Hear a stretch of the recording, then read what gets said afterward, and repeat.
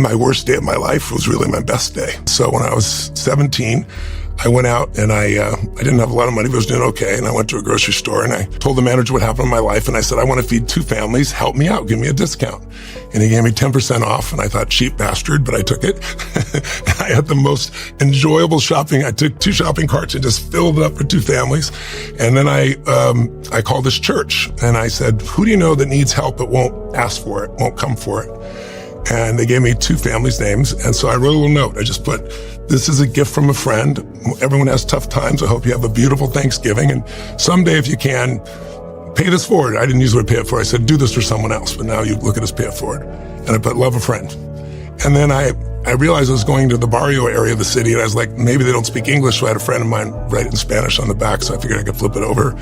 And the first house I went to, it's a little tiny place. I knock on the door, and this woman about this tall, Hispanic woman, sees me and sees the food and screams, and then grabs my head and pulls it down and starts kissing me on the cheek. I said, no, delivery boy. And she said, and I pulled out the note and I flipped it over in Spanish, and she read it, and then she started to cry. And she goes, and she started giving me kissing. I said, no, delivery. She goes, no, gift of God, gift of God. And I'm trying not to cry. I'm just like, I feel it like it was yesterday still. And so I was so excited to set food down. All of a sudden I heard screams.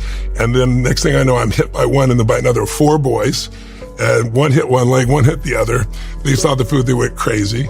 And I said, come help me. It had other stuff in the van. And we brought all this food in, and then it was time to go. And the father had left them, I found out later, 4 days before Thanksgiving with no money and no food.